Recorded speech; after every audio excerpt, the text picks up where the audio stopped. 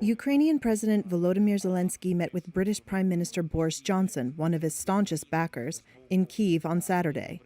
Johnson's visit to the Ukrainian capital was not announced in advance and comes as Russia is amassing troops in the east of the country after pulling back from the outskirts of Kyiv last week. The British leader announced on Twitter that the goal of the visit is to set out a new financial and military aid package for Ukraine against, quote, Russia's barbaric campaign. I want to begin, Volodymyr, by saluting once again the bravery of the people of Ukraine in defying the appalling aggression that we have seen.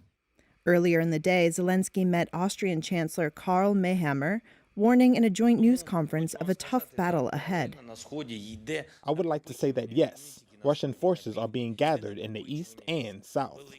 A large amount of forces, equipment, armed people who are preparing to occupy yet another part of our territory.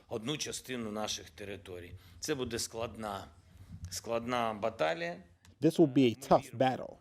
The meetings come just a day after officials say more than 50 people, including children, were killed in a missile strike on a railway station in the Donetsk city of Kramatorsk in eastern Ukraine. Many more were injured among the 4,000 said to be waiting to be evacuated away from the fighting. Ukraine said it was aiming to establish up to 10 evacuation corridors for civilians in the east. Russia's defense ministry denied responsibility, saying in a statement the missiles that struck the station were used only by Ukraine's military and that Russia's armed forces had no targets assigned in Kramatorsk on Friday. Reuters was unable to verify the details of the attack. The civilian casualties have triggered a wave of international condemnation, in particular those in the town of Bucha, just northwest of Kyiv, that until last week was occupied by Russian forces. Officials have said that 360 civilians were killed. Reuters could not independently verify those figures. Rescue workers in Borodyanka, less than 40 miles northwest of Kyiv, spent Friday digging through rubble for survivors.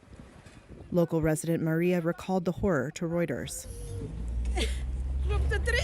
For 36 days, people lay under the rubble and the Russians fired, not allowing people to be pulled out from under the rubble. European Commission President Ursula von der Leyen, who toured the wreckage in Bucha Friday, said on Saturday the Commission will pledge €1 billion to support Ukraine and countries receiving refugees fleeing the war. For the European Commission, that we want to pledge €1 billion. Zelensky continues to demand tough sanctions on Russia from the West. They have to do everything to force Russia to seek peace. Russia's invasion, which began on February 24th, has forced more than 4 million to flee their homes, turned cities into rubble, and killed or injured thousands. Russia has denied targeting civilians in what it calls a special operation to demilitarize and denazify its southern neighbor. Ukraine and Western nations have dismissed this as a baseless pretext for war. Moscow's sights are said to be set on gaining full control of Donetsk and Luhansk, the regions partly held by Russian-backed separatists since 2014.